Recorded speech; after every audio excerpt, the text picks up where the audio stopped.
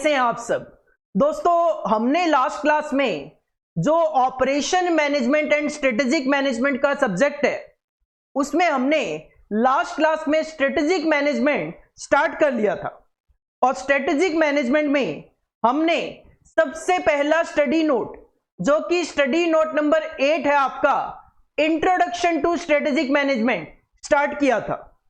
Last class में हमने केवल और केवल स्ट्रेटजी वर्ड को देखा कि स्ट्रेटजी क्या होती है, उसकी फीचर्स क्या है, उसकी कैरेक्टरिस्टिक्स क्या है और स्ट्रेटजी से किस तरीके से रिलेशन है of competitive advantage.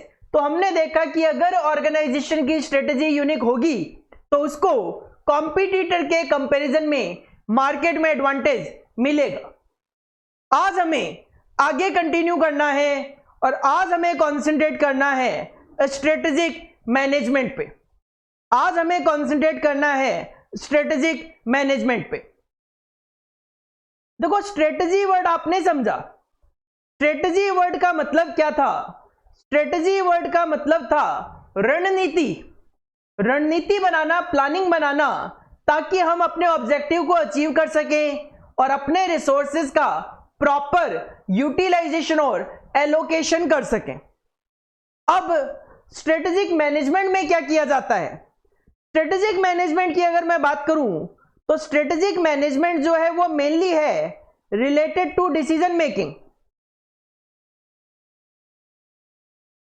Strategic management में काफी सारे डिसीजन लिए जा सकते हैं जिनको हम अप्लाई करके इंप्लीमेंट करके हम अपने ऑब्जेक्टिव को अचीव कर सके। तो strategic management is defined by William F Glueck. Author का नाम है विलियम एफ ग्लूक। उन्होंने हमें स्ट्रेटेजिक मैनेजमेंट की एक डेफिनेशन बताई। क्या डेफिनेशन थी? ए स्ट्रीम ऑफ डिसीजंस। जैसे मैंने आपको अभी अभी कहा स्ट्रेटेजिक मैनेजमेंट में कई डिसीजंस लिए जाते हैं, तो स्ट्रीम ऑफ डिसीजंस मतलब डिसीजन डिसीजन डिसीजन, एक स्ट्रीम, स्ट्रीम मतलब धारा की तरह कई तरीके के डिसीजंस यहां पे लिए जाते हैं। एंड एक्शंस, केवल और केवल डिसीजन लेना नहीं है, उनको इंप्लीमेंट भी करना है, उन पे एक्शन भी लेना है। Which leads to the development of an effective strategy और स्ट्रेटजी, ताकि हमारी एक इफेक्टिव स्ट्रेटजी या एक से ज्यादा स्ट्रेटजीज डेवलप हो सके और हम अपना ऑब्जेक्टिव अचीव कर सकें। तो स्ट्रेटेजिक मैनेजमेंट क्या है? As per William F Glueck, a stream of decisions and actions, ताकि हम स्ट्रेटजी डेवलप कर सकें और अपने ऑब्जेक्टिव को अचीव कर सकें। इसी तरीके से दूसरे ऑथर हुए, और दूसरे ऑथर कौन थे? दूसरे ऑथर थे अल्फ्रेड डी चांडलर। नाम इनके थोड़े अजीब अजीब से होते हैं। अल्फ्रेड डी चांडलर, इनका क्या कहना था?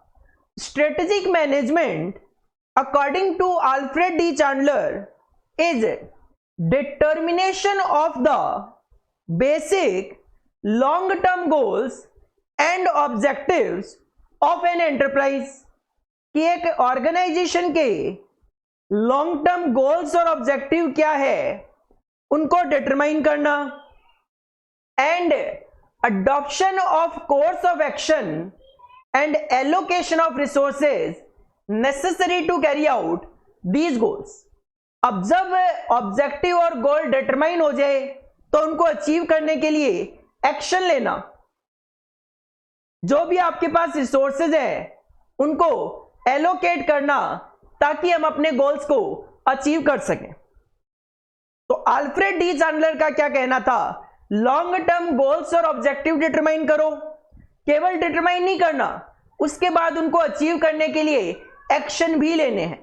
तो कहीं ना कहीं आप देखोगे जो विलियम एफ ग्लूक की डेफिनेशन थी और अल्फ्रेड डी चांडलर की डेफिनेशन थी, उनका अगर फाइनली क्रक्स देखें एक ही क्रक्स निकल के आता है।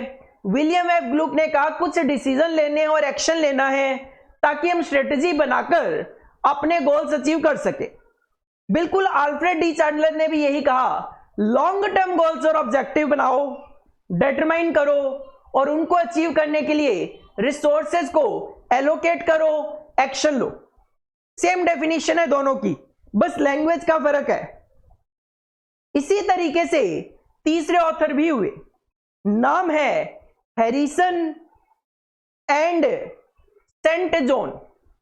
इनका क्या कहना है, recently Harrison and Saint John define strategic management as the process through which organizations analyze and learn from their internal and external environment, establish strategic direction, create strategies that are intended to help achieve established goals and execute these strategies all in an effort to satisfy key organizational stakeholders। एक तरीके से Harrison and Saint John ने सब कुछ cover करने की कोशिश करी। उन्होंने कहा स्ट्रेटेजिक मैनेजमेंट जो है वो एक प्रोसेस है। किस तरीके की प्रोसेस, जिसमें एक ऑर्गेनाइजेशन जो भी इन्वायरमेंट है ऑर्गेनाइजेशन के अंदर का और बाहर का, उसको एनालाइज करती है और उससे कुछ सीखती है। उसको एनालाइज करके वो क्या करती है, वो स्ट्रेटेजिक डायरेक्शन फाइंड आउट करती है कि हमें किस तरीके से काम करना चाहिए। क्योंकि देखो फाइनल टारगेट है ऑब्जेक्टिव अचीव करना। ऑब्जेक्टिव क्या होते हैं एक ऑर्गेनाइजेशन के, कस्टमर का satisfaction, maximization of profit, market में लीडरशिप, ये सारे के सारे कहीं ना कहीं एक ऑर्गेनाइजेशन के ऑब्जेक्टिव हो सकते हैं। और इनको अचीव करने के लिए आपको ऑर्गेनाइजेशन के अंदर का एनवायरनमेंट और बाहर का एनवायरनमेंट दोनों एनालाइज करने पड़ेंगे। बाहर का इसलिए कि कस्टमर क्या चाहता है, कॉम्पिटिटर का बिहेवियर किस तरीके से है, ये तो हो गया एक्सटर्नल एनवायरनमेंट का एनालिसिस। इंटरनली कि हमारी कैपेसिटी क्या है, क्या मैं मार्केट की जो रिक्वायरमेंट है उसको सेटिस्फाई कर सकता हूं कि नहीं कर सकता, ये क्या है, इंटरनल एनालिसिस है। तो इंटरनल और एक्सटर्नल एनवायरनमेंट का एनालिसिस करना, देन उसके बाद एक स्ट्रेटेजिक डायरेक्शन सेट करना कि हां कस्टमर को सेटिस्फाई करने के लिए, कॉम्पिटिटर को कमजोर बनाने के लिए और अपने आप को स्ट्रांग बनाने के लिए हमें इस तरीके से काम करना है। क्रिएट स्ट्रेटेजी बनाओ जो कि आपके गोल्स को अचीव कर सके, एंड इंप्लीमेंट करो इन स्ट्रेटेजी को all in an effort to satisfy their organization के जो भी ऑब्जेक्टिव है उनको सेटिस्फाई करने के लिए। और ऑर्गेनाइजेशन के जो स्टेक होल्डर्स हैं, ऑर्गेनाइजेशन में जो इन्वेस्टर्स हैं, उनको सेटिस्फाई करने के लिए काम करो। उनको सेटिस्फाई करने का मतलब एक ही है, प्रॉफिट कमाओ, ज्यादा से ज्यादा डिविडेंड दो, अर्निंग पर शेयर कंपनी की ज्यादा हो, कंपनी मार्केट में ग्रो करे, कंपनी का मार्केट प्राइस पर शेयर ज्यादा हो। स्टेक होल्डर तो यही चाहता है ताकि उसको ज्यादा से ज्यादा डिविडेंड मिले, या फिर उसने जो शेयर में पैसा इन्वेस्ट कर रखा है उसकी वेल्थ बढ़े। तो हैरिसन एंड सेंट जॉन ने क्या कहा, स्ट्रेटेजिक मैनेजमेंट एक प्रोसेस है जिसमें एक ऑर्गेनाइजेशन इंटरनल और एक्सटर्नल एनवायरनमेंट को एनालाइज करे, स्ट्रेटेजिक डायरेक्शन फिक्स करे, स्ट्रेटेजी बनाए और उसको इंप्लीमेंट करे, ताकि जो स्टेक होल्डर की एक्सपेक्टेशन है उनको सेटिस्फाई किया जा सके। तो strategic management is considered either, जो कि मैंने पहले ही आपको कहा कि स्ट्रेटेजिक मैनेजमेंट जो रिलेशन रखती है वो रखती है डिसीजन मेकिंग के साथ। इसमें लेने होते हैं कई तरीके के डिसीजंस ताकि हम अपने ऑब्जेक्टिव और गोल्स को अचीव कर सके। तो strategic management is considered as either decision making and planning or a set of activities related to the formulation and implementation of strategies to achieve organization objective। तो simple strategic management क्या है, strategic management में decision making की जाती है, planning की जाती है, कुछ एक्टिविटीज की जाती है ताकि हम स्ट्रेटजीज बना सकें, उनको इंप्लीमेंट कर सकें और अपने ऑब्जेक्टिव और गोल्स को अचीव कर सकें। तो सिंपल सी बात, स्ट्रेटेजिक मैनेजमेंट क्या है? देखो, स्ट्रेटजी का मतलब क्या था? स्ट्रेटजी का मतलब था रिसोर्सेज का एलोकेशन करके ऑब्जेक्टिव को अचीव करना। तो स्ट्रेटेजिक मैनेजमेंट केवल आपको इतना ही कहता है, स्ट्रेटजी बनाओ और उसको इंप्लीमेंट करो और उसके लिए जो भी डिसीजंस लेने हैं, जो भी प्लानिंग करनी है, जो भी एक्टिविटीज आपको करनी है, वो करो और ऑब्जेक्टिव को अचीव करने की कोशिश करो। तो स्ट्रेटजी की डेफिनेशन और स्ट्रेटेजिक मैनेजमेंट की डेफिनेशन सिमिलर से लगने का कारण यही है, वहां पे आप केवल स्ट्रेटजी देख रहे थे, लेकिन यहां पे स्ट्रेटजी का मैनेजमेंट कर रहे हो। मैनेजमेंट मतलब इंप्लीमेंटेशन करना है, एक्शन भी यहां पे आपको लेना है। तो 4 डेफिनेशन आपके पास। अगर एग्जामिनर आपसे केवल 1 या 2 नंबर में डेफिनेशन पूछे तो लास्ट जो डेफिनेशन है उस पे आपको कंसंट्रेट करना है। लेकिन अगर एग्जामिनर 4 से 6 नंबर का क्वेश्चन दे दे, बोले डिफाइन करो स्ट्रेटेजिक मैनेजमेंट को, तो सिंपल सी बात है, आप ये चारों की चारों डेफिनेशन लिख सकते हो। अपने को चारों याद होनी चाहिए, कारण है एमसीक्यू क्वेश्चन 6 नंबर के। हमारे एग्जाम में 6 एमसीक्यू भी आने हैं और उसमें मे बी कौन से ऑथर की डेफिनेशन लिखी हुई हो हमें नहीं पता।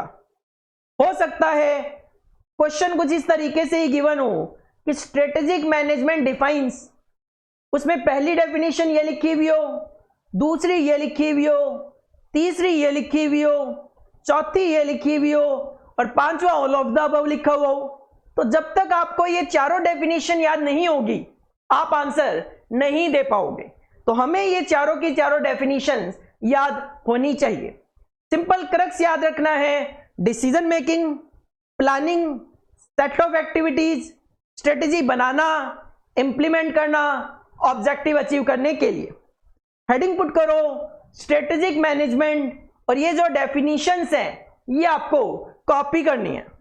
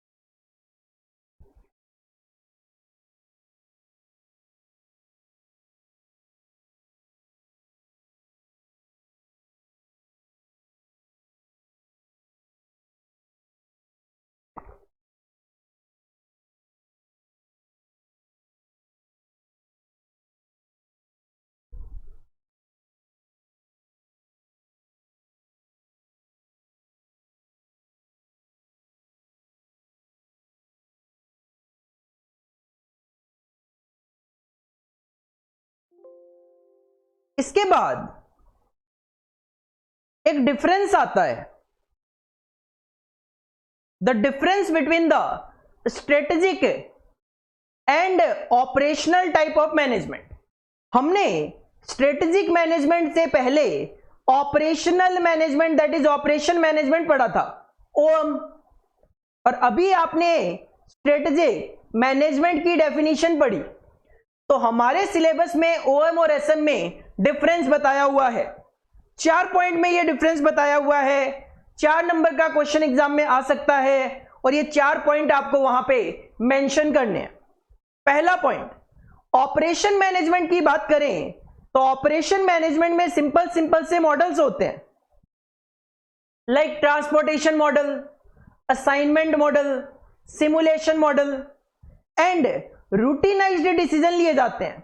मतलब डेली बेसिस पे जो काम करने हैं आपको, उससे रिलेटेड डिसीजन लिए जाते हैं, शॉर्ट टर्म डिसीजंस लिए जाते हैं आप कह सकते हो, क्योंकि हम वहां पे ये डिसाइड कर रहे होते हैं कि सीक्वेंस क्या होना चाहिए काम करने का, किस जॉब को, कौन सी जॉब कौन से वर्कर को दी जानी चाहिए, कौन सी फैक्ट्री से कौन से वेयर हाउस में माल दिया जाना चाहिए।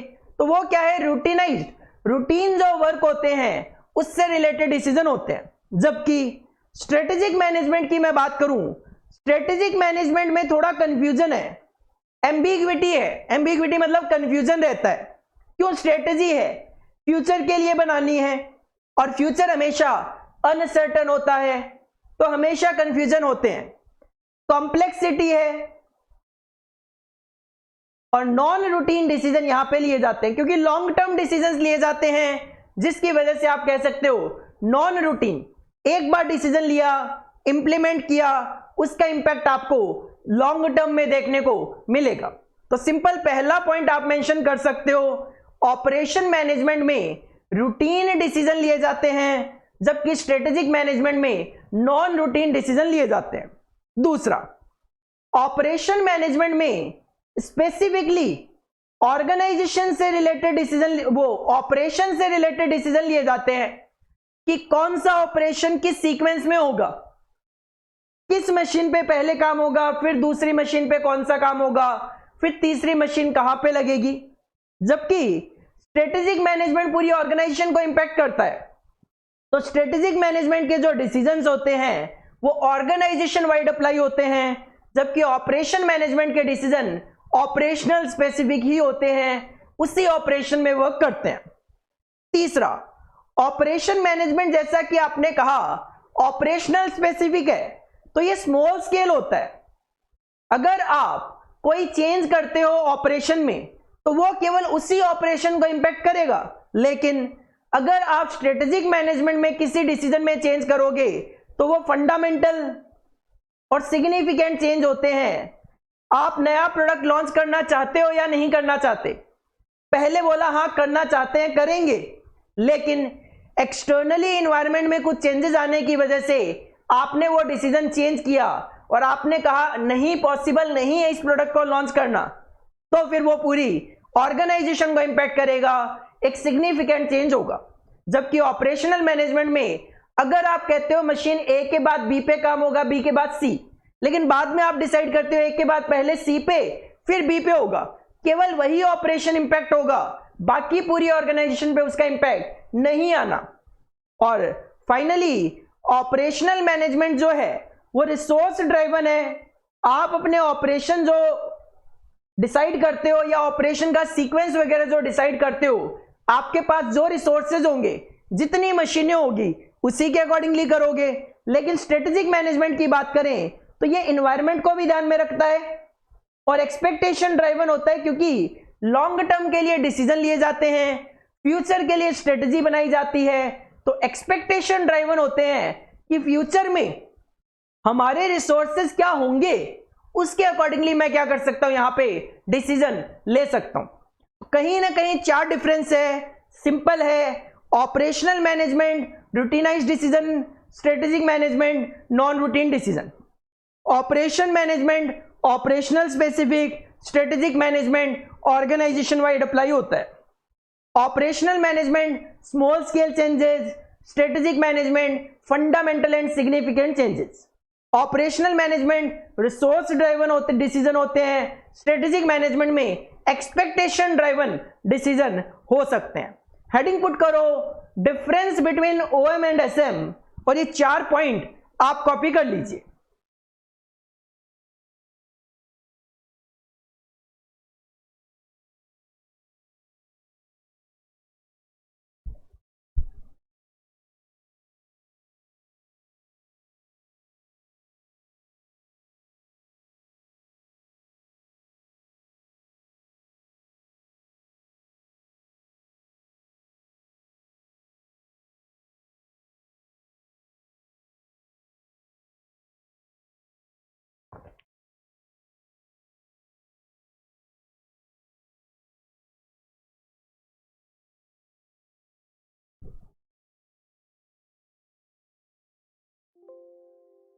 नेक्स्ट पॉइंट आता है स्ट्रेटेजिक मैनेजमेंट में आप डिसीजंस ले रहे हो, उन डिसीजन को इंप्लीमेंट करोगे ताकि हम अपने ऑब्जेक्टिव्स अचीव कर सके। तो what are the advantages of strategic management?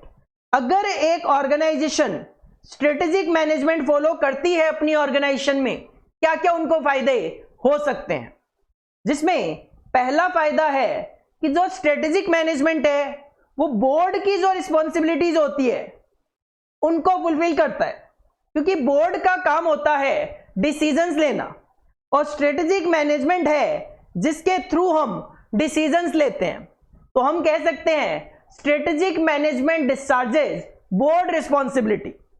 The first reason that most organizations state for having a strategic management, most of the organization का यह मानना है कि हर एक ऑर्गेनाइजेशन में स्ट्रेटेजिक मैनेजमेंट होना चाहिए और स्ट्रेटेजिक मैनेजमेंट की प्रोसेस क्या होनी चाहिए वो डिफाइन की जाती है। इज दैट क्योंकि it discharges the responsibility of board of directors. Board of directors का काम होता है डिसीजन लेना और स्ट्रेटेजिक मैनेजमेंट के थ्रू हम डिसीजन ले सकते हैं कि हमें फ्यूचर में क्या करना चाहिए, कोई नया प्रोडक्ट लॉन्च करना चाहिए या नहीं करना चाहिए, एक नई ब्रांच ओपन करनी चाहिए कि नहीं करनी चाहिए, जो हमारे कंटिन्यूअस प्रोडक्ट चल रहे हैं क्या उसमें से किसी को डिसकंटिन्यू करना चाहिए कि नहीं करना चाहिए। तो पहला एडवांटेज डिस्चार्जेस बोर्ड रिस्पॉन्सिबिलिटी। दूसरा point forces an objective assessment. Final target है ऑब्जेक्टिव को अचीव करना। तो ऑब्जेक्टिव को हम यहां पे स्ट्रेटेजिक मैनेजमेंट के थ्रू एसेस करने की कोशिश करते हैं कि क्या हमारे जो ऑब्जेक्टिव हैं वो अचीवेबल हैं, किस तरीके से उनको अचीव किया जा सकता है। तो strategic management provides a discipline. Discipline मतलब तरीका, डिसिप्लिन मतलब तरीका। तो strategic management provide a discipline that enables the board and senior management to actually take a step back from day to day business।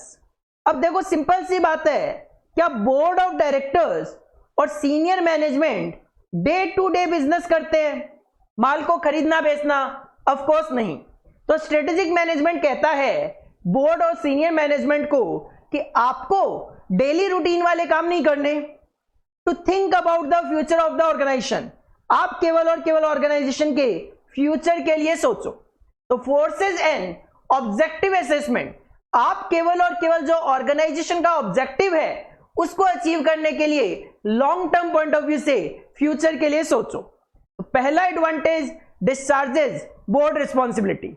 दूसरा फोर्सेज एंड ऑब्जेक्टिव असेसमेंट, ये force करता है senior management of board of directors को आप daily कामों में मत फंसो, आप केवल और केवल ऑर्गेनाइजेशन के फ्यूचर के बारे में सोचो, ऑर्गेनाइजेशन का ऑब्जेक्टिव क्या है उसको कैसे अचीव किया जाए उसके बारे में सोचो। Third advantage provides a framework. Framework मतलब ढांचा, मतलब स्ट्रक्चर। फ्रेमवर्क का मतलब structure for decision making. Decision किस तरीके से लिए जाएंगे उसका एक फ्रेमवर्क होना चाहिए, उसका एक स्ट्रक्चर होना चाहिए। Strategy provides a framework within which all staff can make day to day operational decision. देखो सारे के सारे डिसीजन सीनियर मैनेजमेंट ले तो भी उनका टाइम वेस्ट होगा। सिंपल सी बात है, एक फैक्ट्री में 50 वर्कर है, अब अगर सीनियर मैनेजमेंट ये डिसाइड करे कौन सा वर्कर क्या काम करेगा तो वो टाइम वेस्टेज है। बेटर क्या है, 50 वर्कर हैं, उनके ऊपर एक सुपरवाइजर हो और वो सुपरवाइजर डिसाइड करे कौन वर्कर क्या काम करेगा। सुपरवाइजर जो है अपने ऊपर के लेवल के बंदे के इंस्ट्रक्शन फॉलो करे, तो सीनियर मैनेजमेंट केवल और केवल वही डिसीजन ले जो कि उसके लेवल के डिसीजन हो। तो सिंपल सी बात है, एक फ्रेमवर्क होना चाहिए किस तरीके के डिसीजन किसको लेने हैं।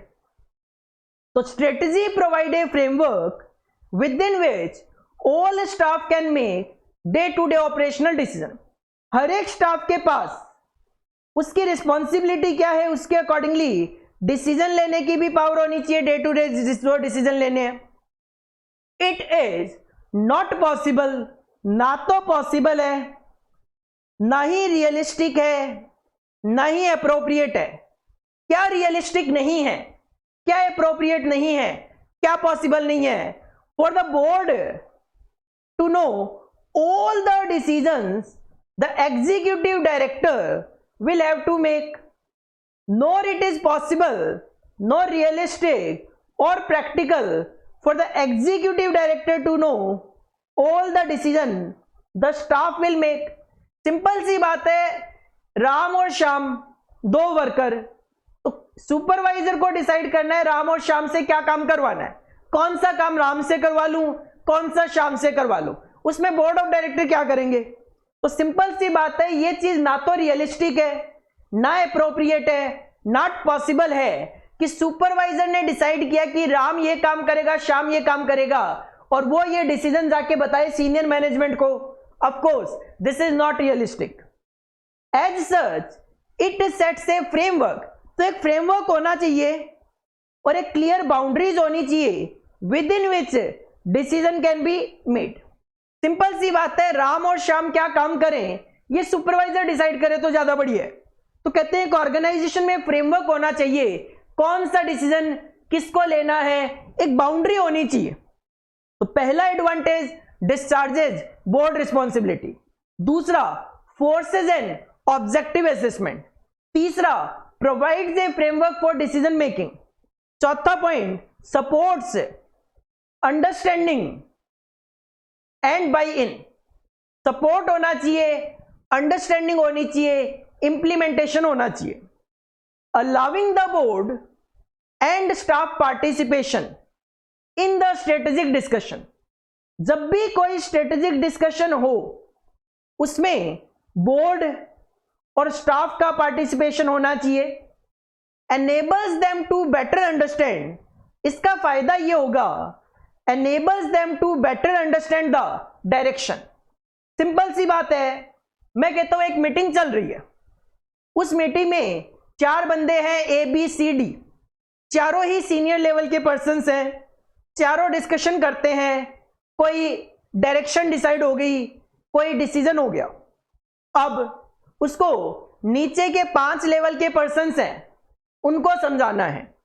तो जब ऊपर से बात शुरू होगी नीचे तक आएगी, बातों में चेंजेस आ जाते हैं. हर एक पर्सन उस तरीके से उसको अंडरस्टैंड नहीं कर पाता जो कि उसकी रेलेवेंसी है, जो उसकी इंपॉर्टेंस है. किसी के लिए वो ज्यादा इंपॉर्टेंट हो सकती है, किसी के लिए वो कम इंपॉर्टेंट हो सकती है. तो फोर्थ पॉइंट कहता है, अगर स्ट्रेटेजिक डिसीजन हो उस टाइम पे स्टाफ और बोर्ड भी बैठे हों तो कहीं ना कहीं वो डायरेक्शन ज्यादा बेटर तरीके से अंडरस्टैंड कर पाएंगे.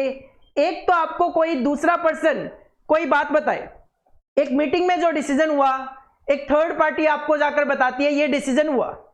एक आप खुद उस मीटिंग में थे, ज्यादा इंपैक्ट किस चीज का आएगा, ज्यादा अंडरस्टैंडिंग कहां पे बनेगी, जब आप खुद उस मीटिंग को हैंडल करोगे. आप मेरी क्लास देख रहे हो, अब आपको जो चीज समझ में आई, अब आप उसी चीज को अपने फ्रेंड को समझाने की कोशिश करोगे. क्या बिल्कुल उसी तरीके से अंडरस्टैंड करवा पाओगे जैसे मैं करवा पा रहा हूं? ऑफ कोर्स नहीं. अगर वही बच्चा डायरेक्ट मेरी क्लास देख रहा हो तो कहीं ना कहीं वो ज्यादा बेटर तरीके से चीजों को अंडरस्टैंड कर पाएगा. तो उसी कॉन्सेप्ट को इन्होंने भी फॉलो किया. इन्होंने कहा बोर्ड और स्टाफ का पार्टिसिपेशन होना चाहिए जब भी स्ट्रेटेजिक डिसीजन चल रहे हो तब. Why that direction was chosen, ताकि वो उसको ज्यादा बेटर तरीके से समझ सके, क्यों ये डायरेक्शन चूज की गई उसको अंडरस्टैंड कर सके, और उससे रिलेटेड क्या बेनिफिट होंगे वो भी अंडरस्टैंड कर सके. For some people simply knowing is enough. कुछ लोगों के लिए किसी इंफॉर्मेशन को जानना ही सफिशिएंट हो सकता है. फॉर मेनी पीपल, बाकी पीपल के लिए, to gain their full support requires them to understand. बाकियों के लिए जब तक उस काम को करने के लिए सपोर्ट ना हो तब तक मैं उन चीजों को अंडरस्टैंड नहीं कर पाता. तो सिंपली आप अपने माइंड में ये रख सकते हो कि सर सपोर्ट होना चाहिए किसका, स्ट्रेटेजिक मैनेजमेंट का, टॉप मैनेजमेंट का. अंडरस्टैंडिंग होनी चाहिए एंड बाई इन. बाई इन का मतलब होता है यहां पे, बाई इन का मतलब होता है यहां पे एक तरीके से पार्टिसिपेशन.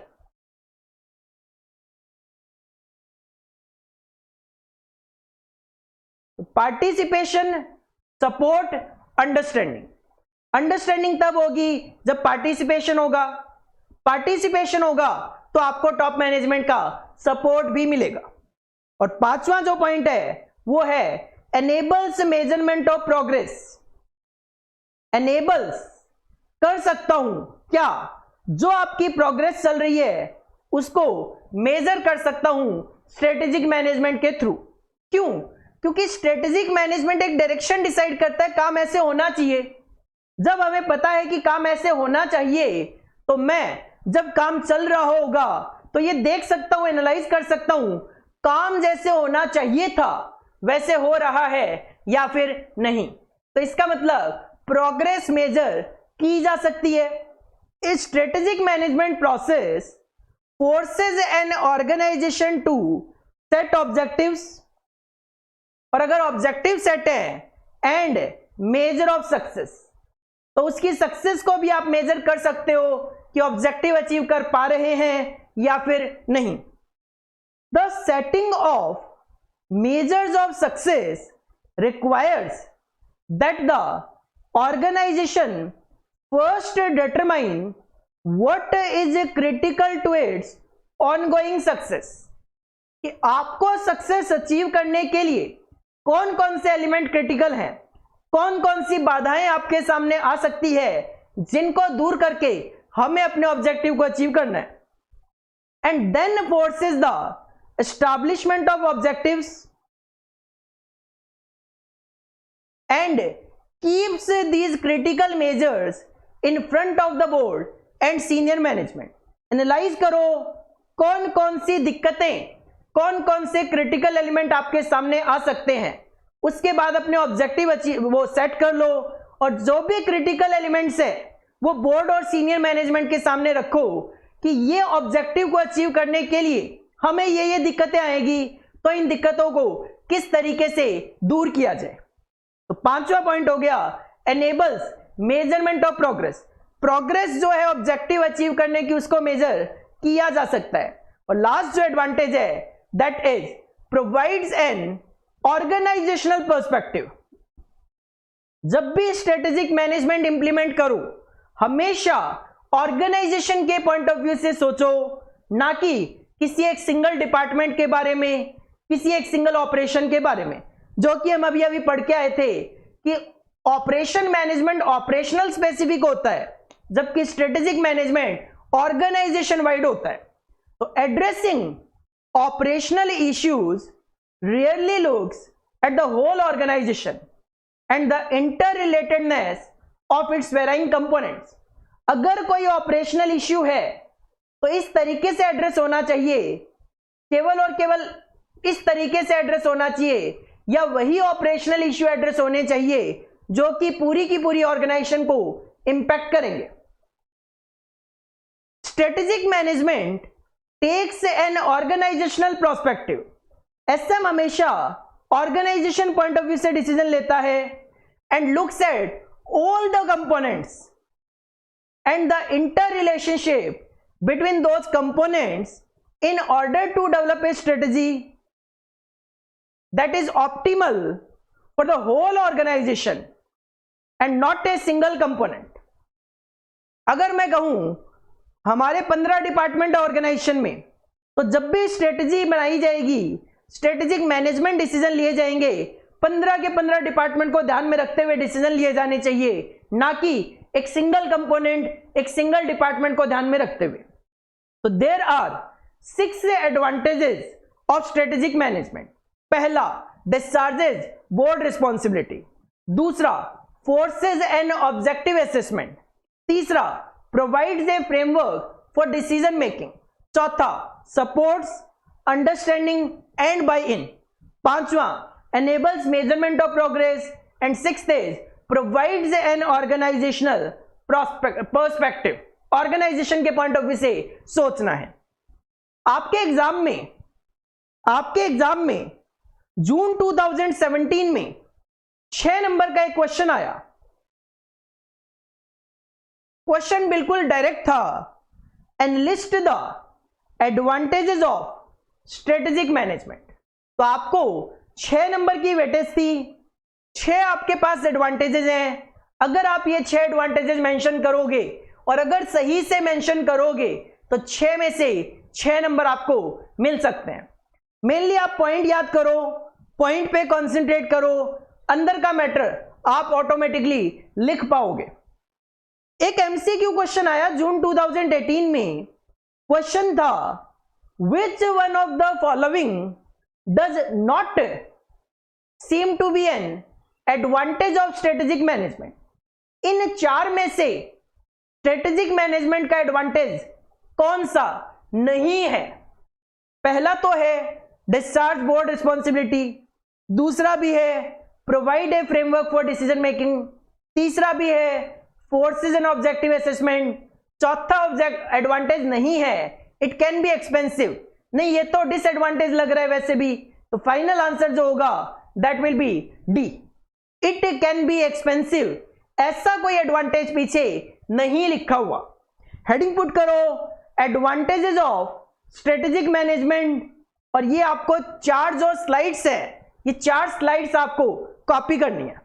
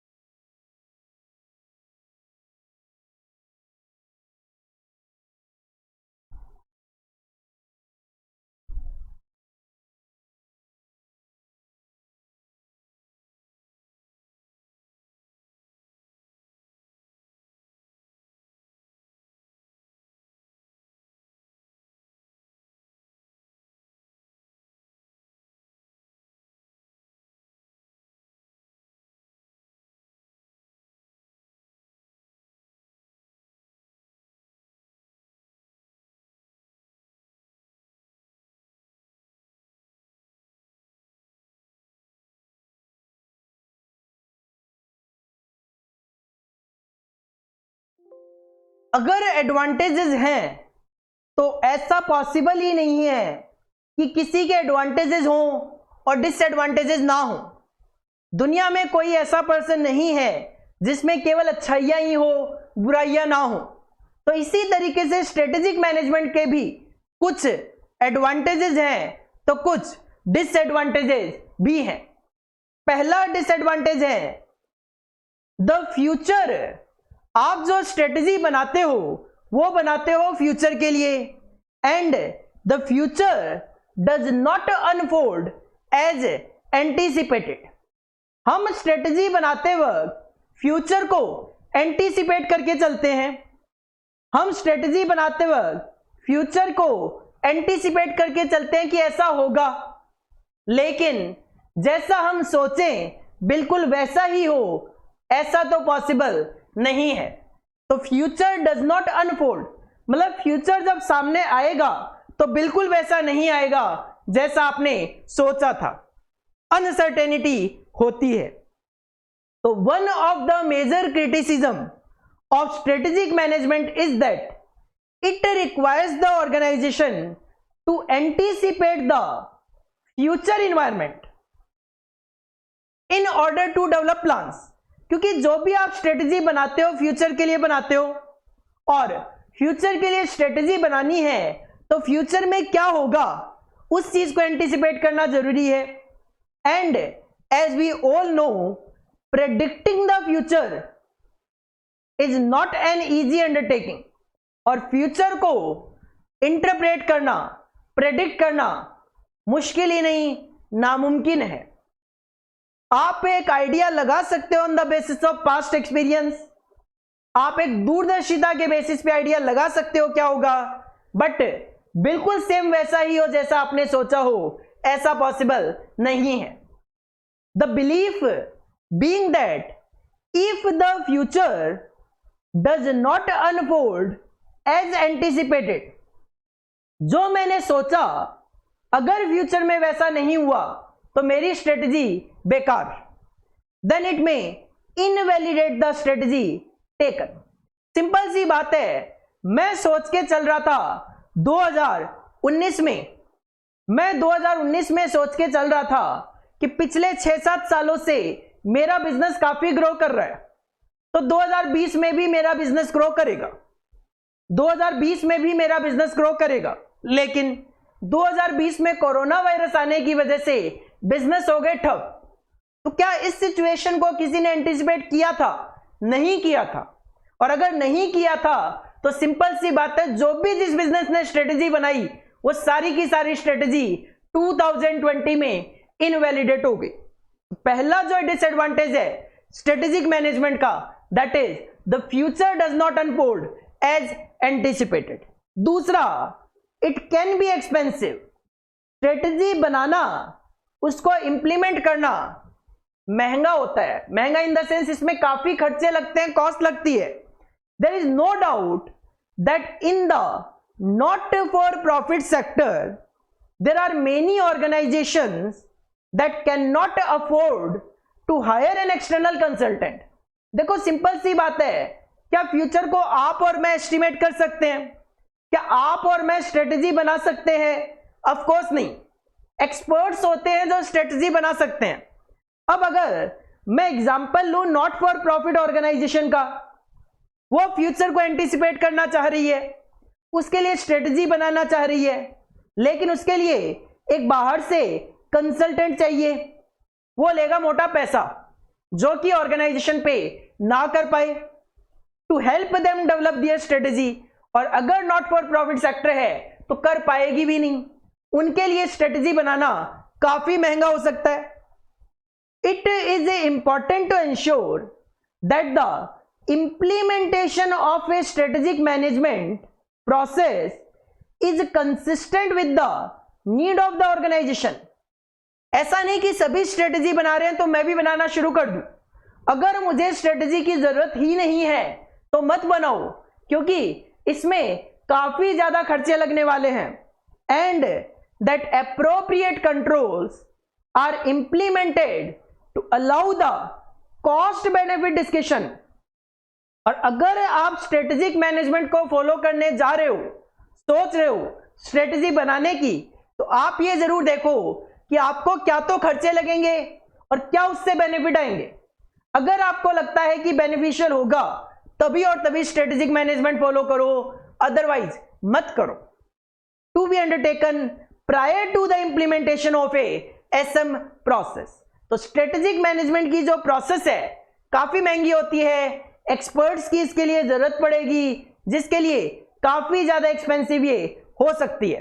तो हमेशा एक ऑर्गेनाइजेशन को स्ट्रेटेजिक मैनेजमेंट इंप्लीमेंट करने से पहले ये देख लेना चाहिए क्या खर्चे होंगे और क्या वहां से बेनिफिट एक्सपेक्टेड है। अगर बेनिफिट एक्सपेक्टेशन ज्यादा हो खर्चों से तभी और तभी उसको इंप्लीमेंट करो, अदरवाइज उसको इंप्लीमेंट ना किया जाए तो ही बेटर होगा। पहला डिसएडवांटेज हो गया आपका future does not unfold as anticipated. दूसरा हो गया इट कैन बी एक्सपेंसिव। तीसरा long term benefits versus immediate results. देखो सिंपल सी बात है, हम पहले भी बात कर चुके हैं कि जो स्ट्रेटेजिक मैनेजमेंट है, जो स्ट्रेटजी बनाई जाती है वो मेनली लॉन्ग टर्म के लिए बनाई जाती है।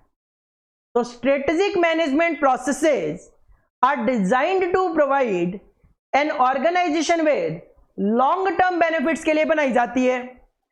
If you are looking at strategic management process to address an immediate crisis within your organization, it would not।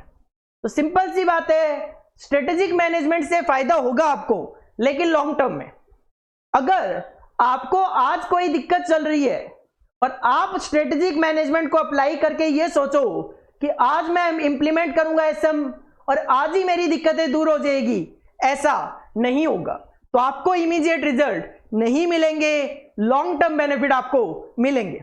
और चौथा जो है दैट इज इंपीड्स फ्लेक्सिबिलिटी।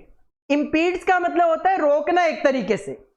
तो जब एक ऑर्गेनाइजेशन स्ट्रेटेजी बना लेती है, स्ट्रेटेजिक डायरेक्शन डिसाइड हो जाती है, तो फिर फ्लेक्सिबिलिटी वहां पे कम हो जाती है, फ्लेक्सिबिलिटी वहां पे कम हो जाती है। तो इंपीड का मतलब होता है बाधा आना, बाधा आना। और अगर आप बाधा आना नहीं सोचते समझ सकते तो सिंपल सी बात है, आप कह सकते हैं इंपीड्स फ्लेक्सिबिलिटी का मतलब होता है फ्लेक्सिबिलिटी कम हो जाना। क्योंकि सिंपल सी बात यह है कि जब आपका प्लान डिसाइड है ऐसे ऐसे मैं करूंगा, तो फिर फ्लेक्सिबिलिटी आपकी कम हो जाती है।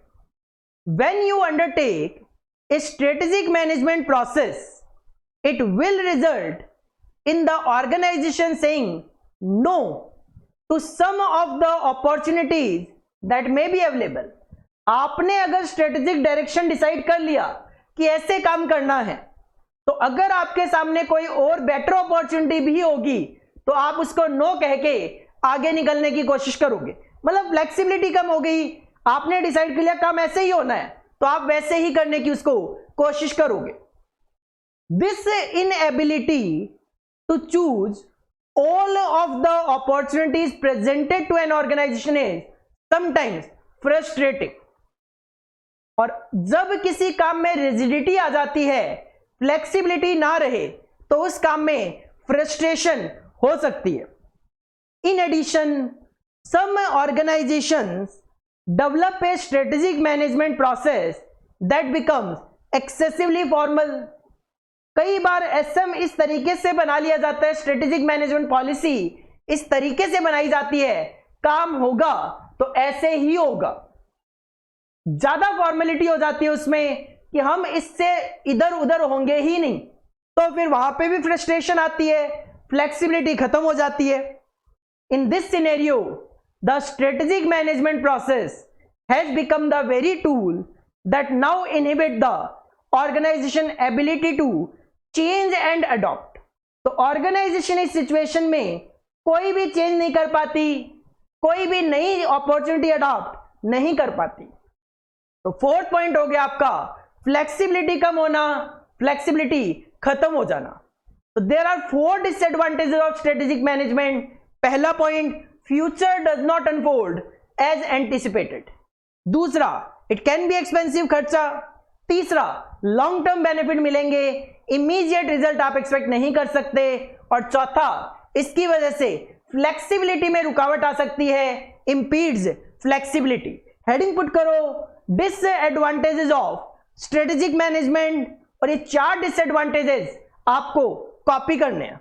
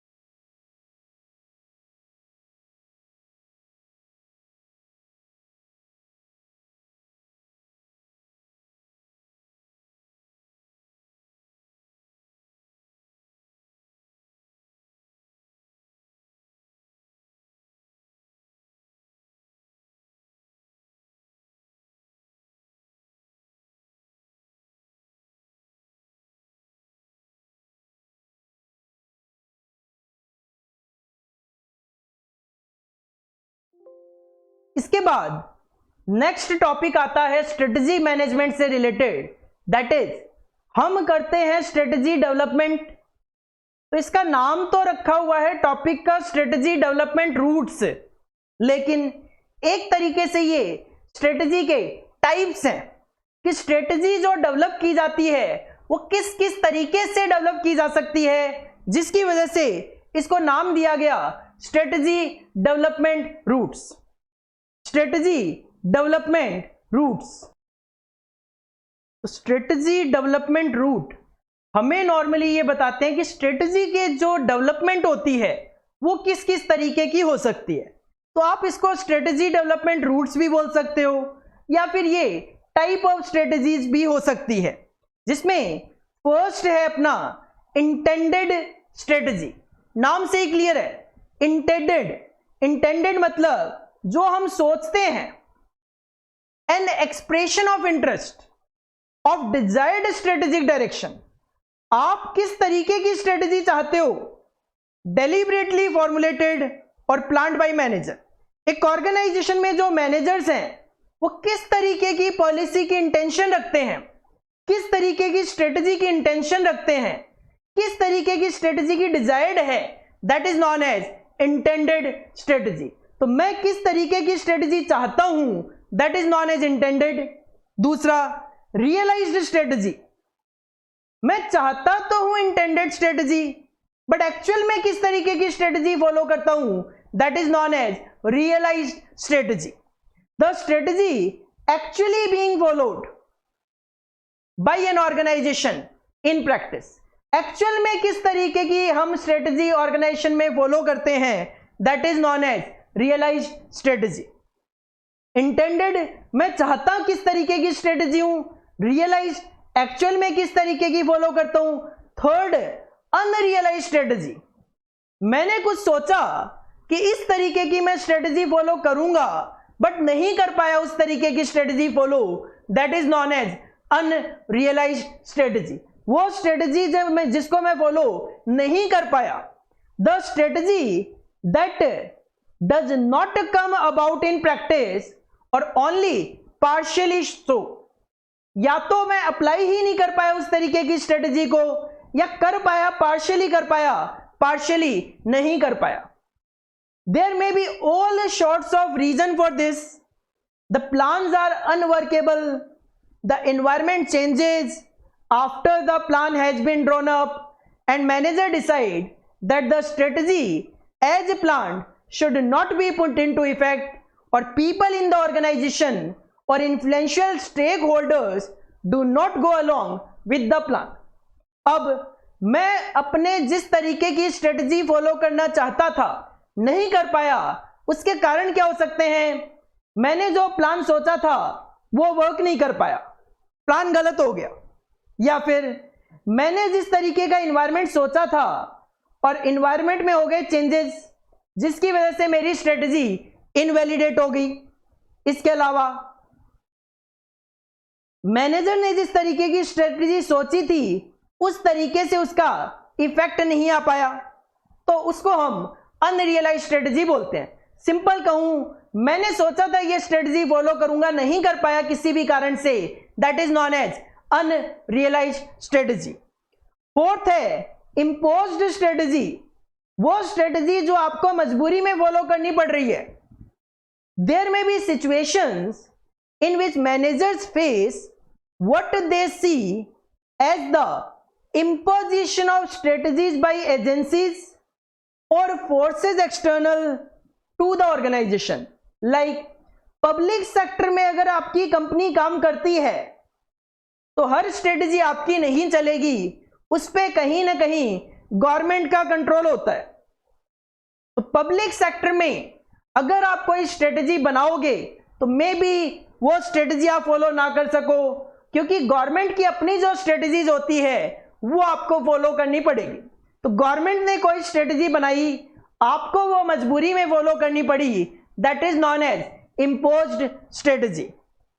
Government may dictate a particular strategic course of direction that is in public sector. और फिफ्थ जो लास्ट रूट है दैट इज इमरजेंट स्ट्रेटजी, नाम से ही क्लियर है, इमरजेंसी सिचुएशन में मुझे अगर कोई स्ट्रेटजी फॉलो करनी पड़ी तो that is known as emergent strategy. Unplanned, response to unforeseen circumstances, कोई ऐसी सर्कमस्टांसेस आ गई जो मैंने नहीं सोची थी और उस सिचुएशन में एक अनप्लान्ड स्ट्रेटजी मुझे फॉलो करनी पड़ी, that is known as emergent strategy. तो सिंपल है strategic development route, intended strategy जो मैंने सोची, रियलाइज स्ट्रेटजी जो मैंने एक्चुअल में फॉलो करी, अनरियलाइज स्ट्रेटजी जो कि मैंने सोची बट अप्लाई नहीं कर पाया, इंपोज्ड स्ट्रेटजी जो कि गवर्नमेंट वगैरह की वजह से मुझे इंपोज करनी पड़ी मजबूरी में, और इमरजेंट जो अनफोर्सीन सर्कमस्टांसेस में मजबूरी में अप्लाई करनी पड़ी। हेडिंग पुट करो स्ट्रेटेजिक डेवलपमेंट रूट, और ये 2 स्लाइड्स आपको और 5 रूट आपको कॉपी करने हैं।